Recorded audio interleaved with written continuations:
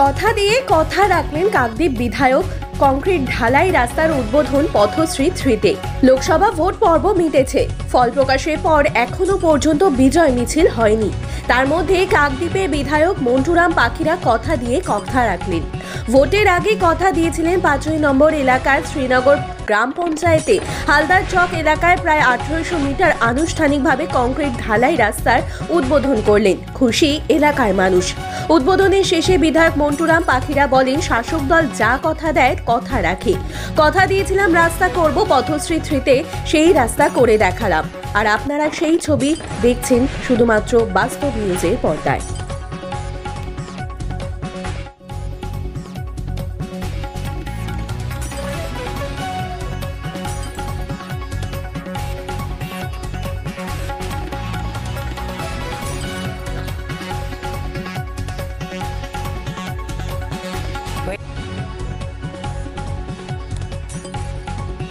কাকদ্বীপ বিধানসভা কেন্দ্রে মানুষ জানেন যে আমি কথা দিয়ে কথা রাখি।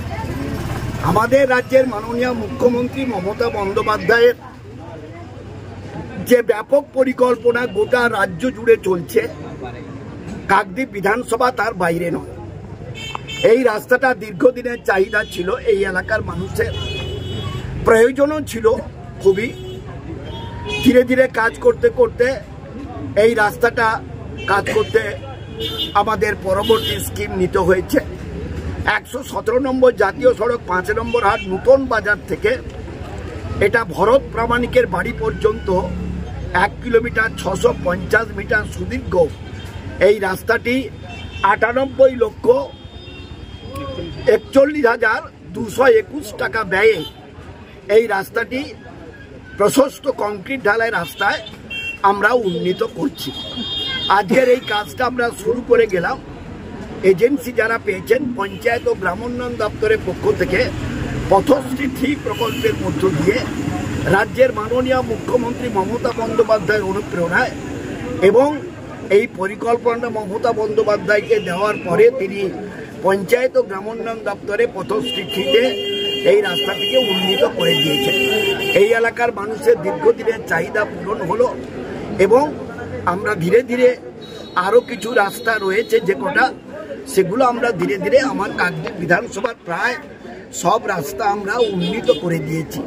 যেটুকু বাকি আছে সেটুকু আমরা ধীরে ধীরে সবটাই মানুষের স্বার্থে, মানুষের প্রয়োজনে এ কাজ আমাদের রাজ্যের মাননীয় মুখ্যমন্ত্রী মমতা বন্দ্যোপাধ্যায়ের হাত ধরে এবং আমাদের যুব সমাজের আইকন, শুধু তাই নয়, আমাদের যিনি এই মুহূর্তে আমাদের সরকারের দ্বিতীয় মুখ যিনি অভিষেক বন্দ্যোপাধ্যায়, যিনি এই উন্নয়নকে আরও ত্বরান্বিত করবার জন্য সব কিছু তিনি সহযোগিতা করছেন। ফলে আমাদের সরকার, আমরা এই উন্নয়নকে সামনে রেখে মানুষের আশীর্বাদ, শুভেচ্ছা, দোয়া বিগত দিনে পেয়েছি।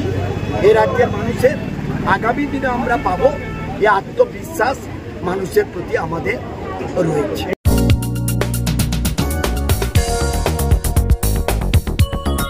আপনারা দেখছেন বাস্তব নিউজ, কাল্পনিক নয়, বাস্তব। প্রত্যেক দিনের খবরের আপডেট পেতে আমাদের চ্যানেলটি সাবস্ক্রাইব করুন ও বেল আইকনে ক্লিক করুন।